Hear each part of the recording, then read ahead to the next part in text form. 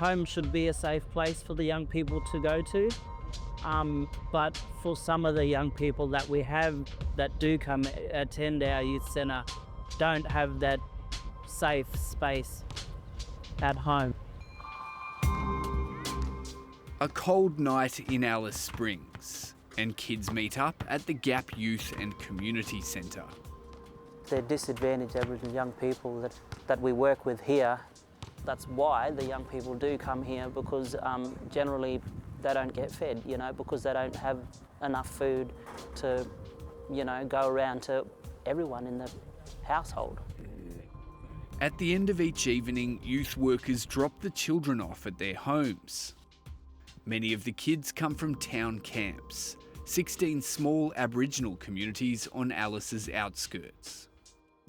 There's definitely a lot that needs to be done within the town camps here in Alice Springs, but it's just the support they need as well, and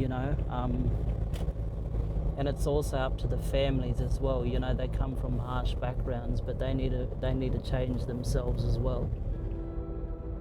Those harsh circumstances are not just confined to Alice Springs. The Northern Territory is now facing a child protection reckoning. And I'm sorry for getting emotional, but that's what's missing in this conversation, is the voices of children who have lived experience with the system. I'm so sorry. An inquiry was held last week into the NT government's plan to amend child protection laws. Key to reforms, new principles that the government says will prioritise safety above all other considerations, regardless of background. The inquiry heard concerns the changes will create more problems than they'll solve. The numbers of children out of home care will explode. There's significant evidence to demonstrate that that's what will happen. The NT Minister for Child Protection, Robin Carl, said in a statement the reforms are specifically designed to intervene early and keep children safely with their families wherever possible. While the changes have been worked on for a year, it's come to a head after the alleged murder of 5-year-old Kumanjayi Little Baby, who was allegedly abducted from a town camp house in Alice Springs in April. Look, this has been a traumatic event for family, for the community in general, but also for all the staff and workers in Aboriginal organisations and mainstream. Dr John Boffa heads up Central Australian Health Service Congress, one of numerous Aboriginal organisations raising concerns over the proposed changes. Child neglect has been a significant issue for a very long time. I think it's important not to knee-jerk on this issue. The issues that need to be looked at are process and procedural issues within Territory families, within the department. How are families being assessed? Is that appropriate? Are we diagnosing child neglect when it's there or not? Minister Carl denied the reforms are knee-jerk, given they have been in development for over 12 months.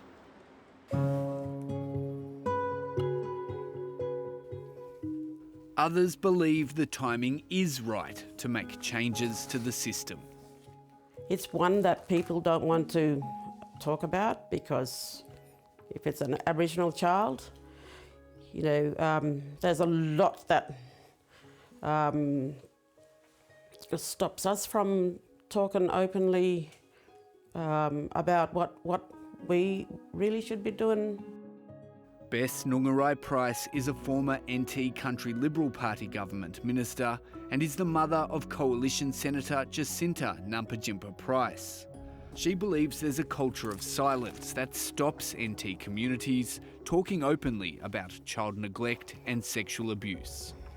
It's always, shut down or hushed up. We have to talk about them. We have to, because every child needs to be protected.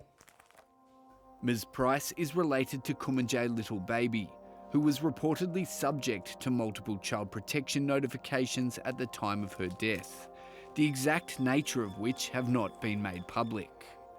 Ms Price believes if the child was at risk, the department should have communicated that more widely sooner. It would have been good if we were given an understanding of how best we could have protected her, and how the whole family could have set up themselves as well to, to look after her. 7:30 approached Kumanjayi Little Baby's mother for an interview, but she declined. A review into the circumstances leading up to her death and how they were handled by the Children and Families Department is now underway, led by former New South Wales Police Commissioner Karen Webb. I just hope that she does a good job at it, and I hope she gets an Aboriginal person to work with her to help her understand the dynamics of our culture. The review is underway and expected to take 3 months. Meanwhile, community-led organisations continue their own work supporting kids and families. Watching them come in and watching them grow and interacting with them, keeping them engaged in activities that we have within our youth centre, putting a smile on their faces, just makes my day. Hey? No, I just want to know if someone's home. Do you want to be picked up tomorrow? Yeah, at here. Okay. Yeah, bye. Good night.